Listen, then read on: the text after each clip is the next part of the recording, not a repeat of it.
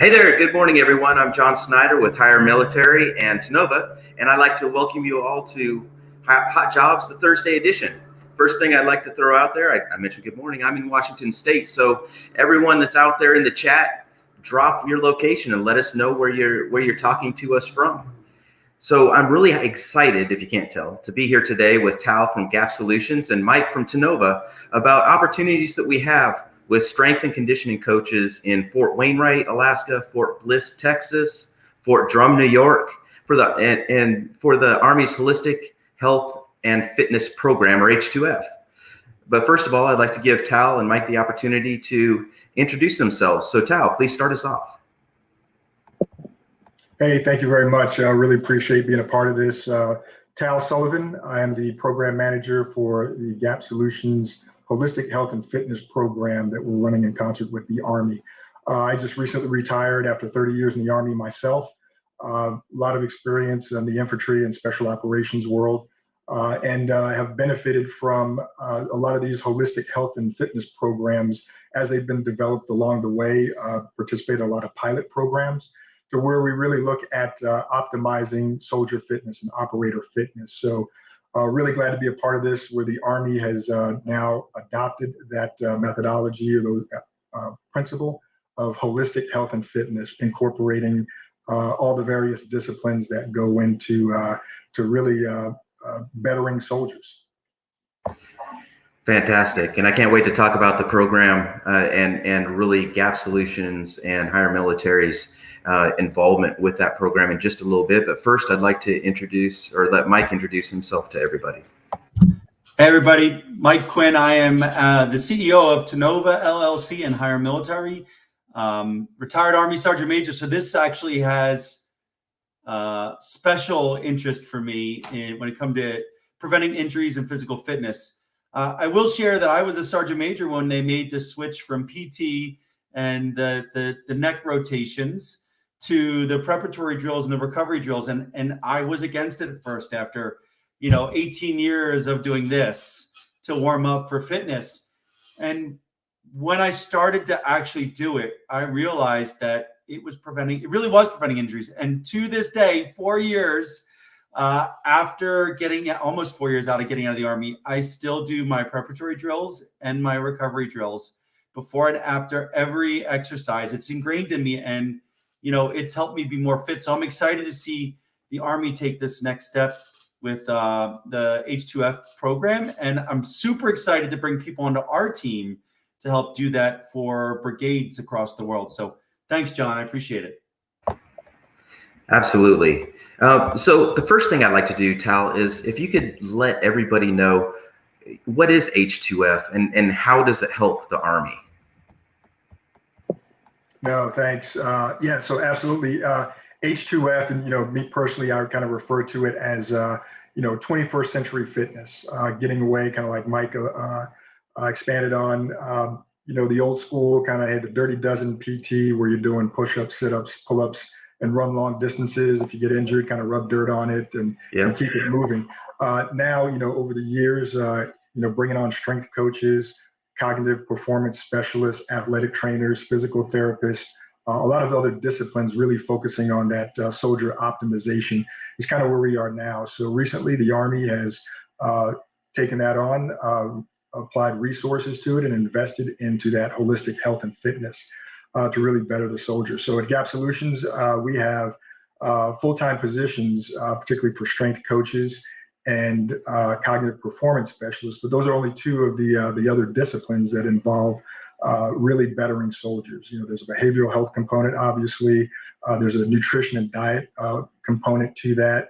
But really, the Army has embraced looking at not just the one dimension of fitness, that being physical fitness, but all of them. And that H2F program incorporates all of those, and the soldiers across the Army are going to benefit from that. That's really awesome. I love the concept. And as we're talking about these opportunities, if you're interested at all, please let us know in the chats, and our team is going to go through after the broadcast and we'll connect with you so that we can get you some more information. And we'll also have the the links to the opportunities dropped in the chats as well. So, Mike, if you wouldn't mind, talk to us about the positions that Tenova in particular is looking to fill, and when the positions are going to be available. Yeah, no, thanks, John. And first of all, just to let everybody know that we are partnering with GAP to do this. GAP is the lead on the program, and we're lucky to be part of such an innovative team that they've built.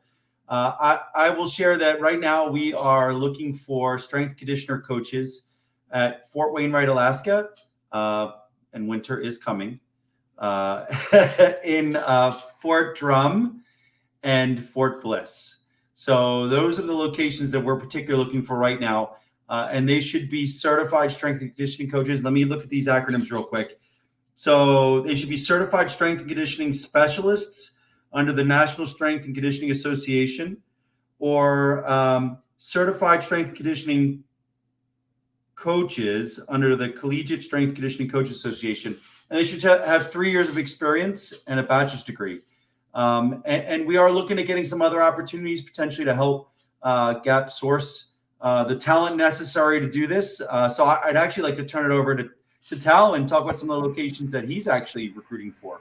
Yeah, great. Please let us know, Tal. Yeah, absolutely. So in addition to those that Mike mentioned, Fort Bragg, North Carolina, Fort Bliss, Texas, you mentioned Fort Drum, New York. We're looking at Joint Base Lewis McChord out in Washington State.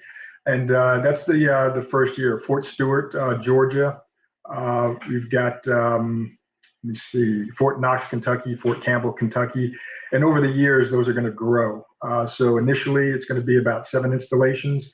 And then the plan is for every brigade in the continental United States to have a holistic health and fitness program where we as a team will provide strength coaches and cognitive performance specialists over the next couple of years.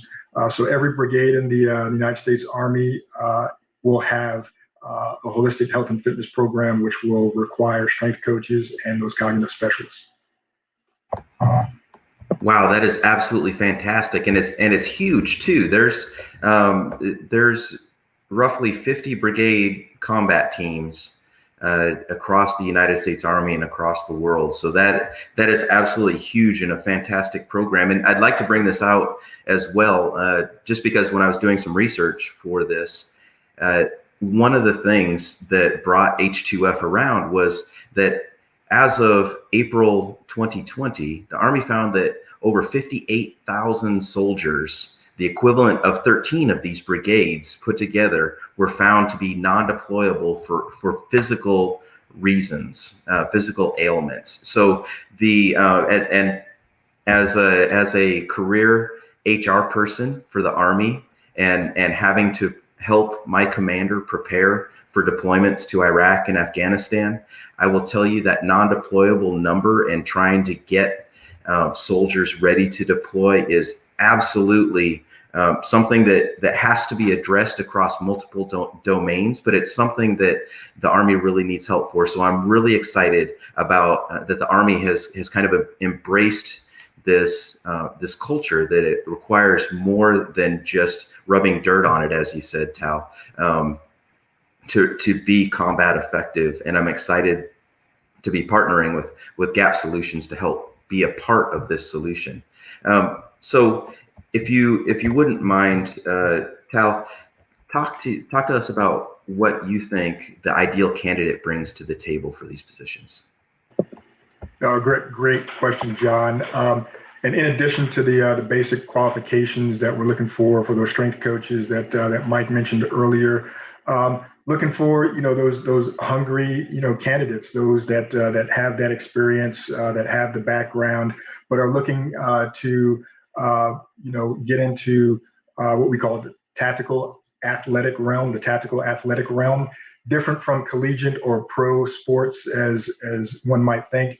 But the tactical athlete is what we're focusing on. That soldier ranging from anywhere from 17 to 50, 55 years old, and instructing them properly or coaching them properly on how to execute modalities properly, so that they don't injure themselves through physical training. But the individual that is, can delve into ambiguity, that is creative, that enjoys a certain degree of autonomy. All these positions are obviously working within Army brigades. So whether or not you have a military background, it's really, working in another culture and providing your expertise to shape the future of the Army. And to be able to relate to young and old soldiers and coach them along properly so that they can compete in what I refer to as the ultimate contact competition, which is combat. So ultimately, that's what the Army does. It goes and fights our nation's wars. But we want to be able to optimize our soldiers' fitness, prepare them physically, mentally, emotionally, all across the board. But our part of that is to ensuring that their physical fitness is up to par, so that they can manage those stresses of combat, and then when they return, be able to build upon that and make a stronger, more resilient soldier. So yeah, absolutely looking for those professionals out there that are looking for the challenges, that can thrive in ambiguity, that can be creative, but then also enjoy a degree of autonomy, and then working with soldiers. And the ultimate benefit is knowing that when those soldiers deploy as part of the work that you do as a coach, and how you coach them along and instruct them properly to maintain their mind, body, soul, in a sense, to be able to know that they can go on and achieve great things, whether it be on the battlefield or conducting their exercises or going on to other physically demanding activities within the Army. Great. So as we get ready to move on to the next question, what I'd like to do for our audience is, perhaps somebody that might be interested that's in the fitness industry. Make sure you tag them in the comments so they can see this and really have the opportunity to look at this opportunity as well. So Tal, I'd like to ask you, based on what you just said, do you see these positions as kind of like your traditional fitness trainer that you'd see in the gym all day? I mean, you talked to some of the things about having to diagnose where an individual is at personally, and fitness trainers absolutely have to do that as they're developing a workout routine that's going to meet the needs of their individual customers. But is it something more than that? Absolutely. For one, these are full-time positions, and they're going to be embedded with the units. So one, the relationships that the coaches are going to build with soldiers, unit commanders, in those units, and really focusing on what those units are trying to prepare for. So like you mentioned earlier, the readiness aspect of that is where we want to get. The Army wants to raise that readiness and optimize not just the soldier, but the units. But really, a coach coming in there is a full-time employee. They're embedded with the units, developing those relationships. And also it's based on a 40-hour work week. So depending on the location, depending on the units, they can be very flexible in terms of how that 40 hours a week works or ends up. And then also they're non-deployable positions as well. So outside of the traditional kind of working in the fitness center, they're going to be, field environments, not like overnight, any type of austere environments or anything like that, but understanding what it is to conduct a ruck march or a road march, for instance, what it is to go to the range, and what certain muscle groups or, physical attributes are necessary to perform on a range, firing weapon systems, things like that. But again, a broad range of opportunities lie in what that coach is going to be able to do, and those things that they'll be exposed to. So definitely not the traditional sense of just going to a gym, kind of working with an individual in that kind of, in a sense, clinical environment, but a range environment out there, where the rubber meets the road with soldiers, and just to get an understanding of that and be able to better assess and contribute to that overall soldier and unit fitness. Great. Hey, Mike, let me ask you, you've had a lot of success finding amazing candidates from the transitioning service member and the veteran and the military spouse communities for some other positions. Do you think that these positions are right for these groups as well? Oh my God, yes. I mean, Across the board, yes. When you think about people that are still a part of the veteran community, the military community, when you talk about individuals that still kind of have one foot in that community, whether it's a military spouse that has the training and experience to fill these roles, and then you talk about a veteran that got out and wants to get back in. Yeah, absolutely. I mean, I'm jealous even hearing about it. Once I became a sergeant major, I wasn't able to really go out and say, like, you're doing that wrong, or, the whole praise in public, criticize in private aspect of it. And I had other things behind fitness. But when I think about having the autonomy as one of the first people in this program at a brigade whose sole purpose is to get left of the boom, the boom being the injury, to reduce injuries, to prevent illness and injuries, to improve physical fitness, and to find ways to do it that are really, generally engaging. To me, that's amazing. And then when you see about the cognitive performance specialist, when you talk about all these things that have been in the sports world for years, it's exciting to see the Army leaning forward and preventing these things and making people better performers before we need them.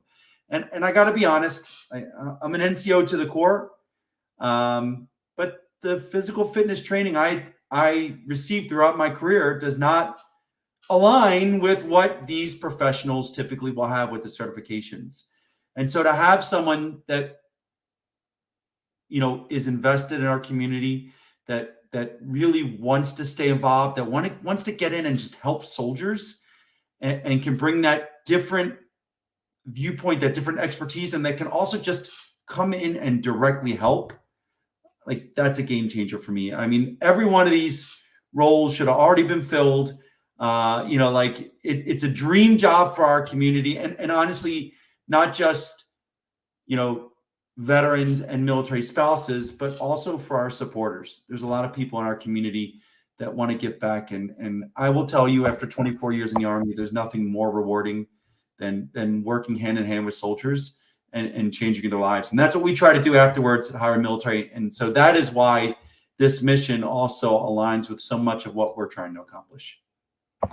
Yeah, and that leads to another great question that I was going to ask you. I mean, although it is important to understand the Army and the tasks that a soldier may have to be able to perform in everyday environment, working at Fort Bliss or at Fort Drum, but also the tasks that they'll have to perform out on the range, or as you mentioned earlier, Tal, on a ruck march or on a field exercise.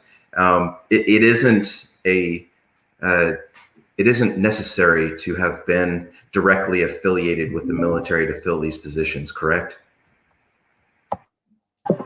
Yes, absolutely, absolutely. And with a lot of things, sometimes it's really great to just bring someone in from the outside with a fresh set of eyes to see, hey, what do we need to do to achieve, the requirement to make, better soldiers, make them more fit, more healthy. So after 2 years, they're not, whether it's 2 years or 30 years, they're not getting out broken because of injuries that, quite frankly, could have been avoided through, physical training exercises.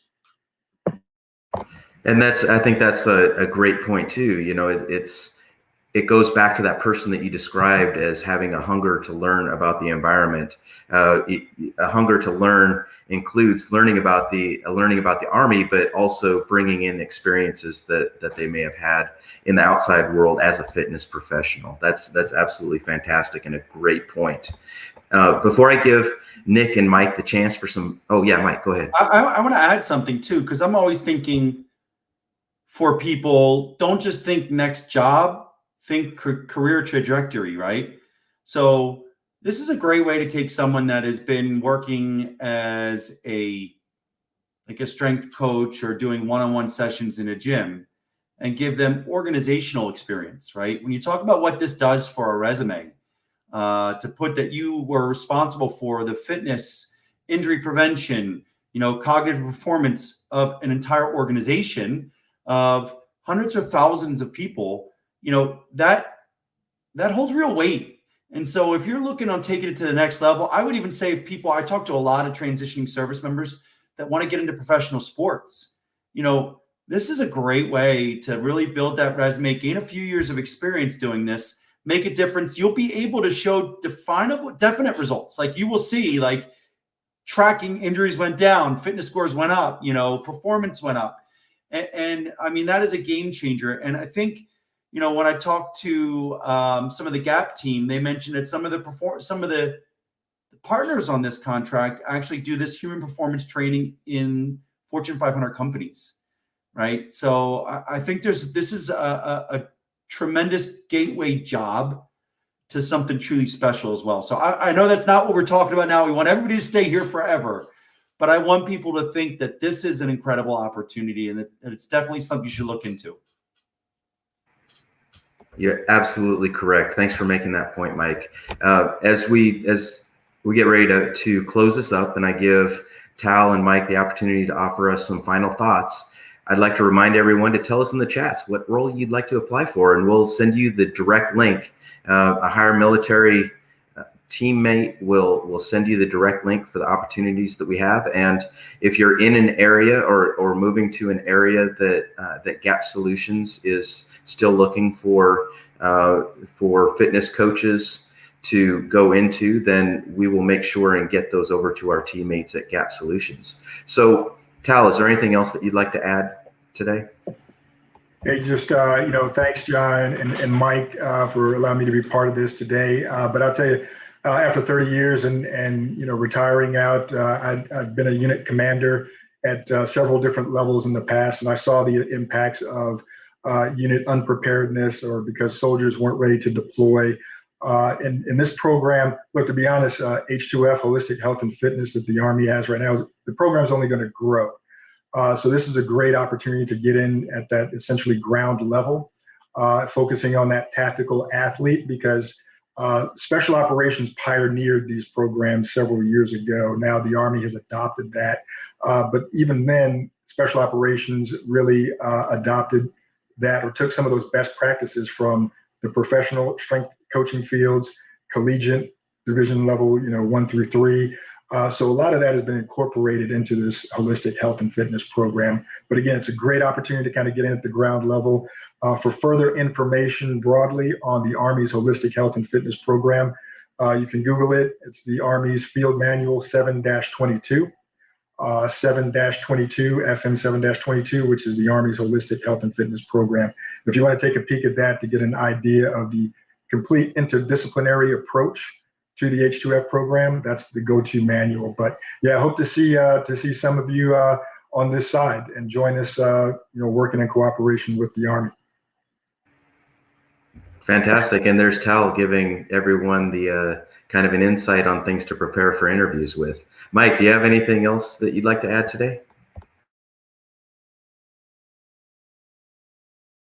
First, I'll unmute my mic, and then Absolutely. I'll say that I'm a little sad that Tal got the quote, the officer got to quote the FM before the sergeant major did.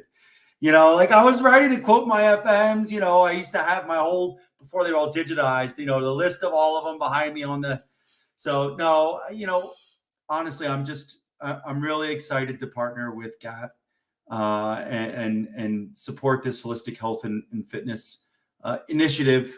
I wouldn't partner with GAP if I didn't believe that they were truly trying to do the right thing and hiring the right talent and they take care of their people. So for anybody that wants to join our team, please apply to our open roles. If you want one of the other roles and you can't seem to find it, you could reach out to Lucy Robinson or Kate Wood, or you can apply to one of our roles. Just put I want Fort Knox, or I want Fort Bragg, or I want, whatever. And we'll make sure to share that with the GAP Solutions team. What's most important all is getting the right people in there to support this program. And hopefully if we prevent the injuries while they're in service, us retired veterans won't be as broken as well. And I would gladly give back my disability pay to have everything work well. So, and I think just about everybody else would say the same thing. So I couldn't be more proud that our organization is supporting GAP in the Army with the holistic health and fitness program. So And thank you, John. You did a fantastic job. I don't ever want you to leave Higher Military and Tenova, but if you do, you should apply for Jeopardy. I was going to say a face for radio, right? So Mike and Tal, I'd like to thank both of you for joining us today on Hot Jobs Thursday edition. But most of all, I'd like to thank all of you guys for joining us, and tune in next week. So we're going to check the chats and answer everyone's questions, and we'll see you next Thursday. Thanks a lot.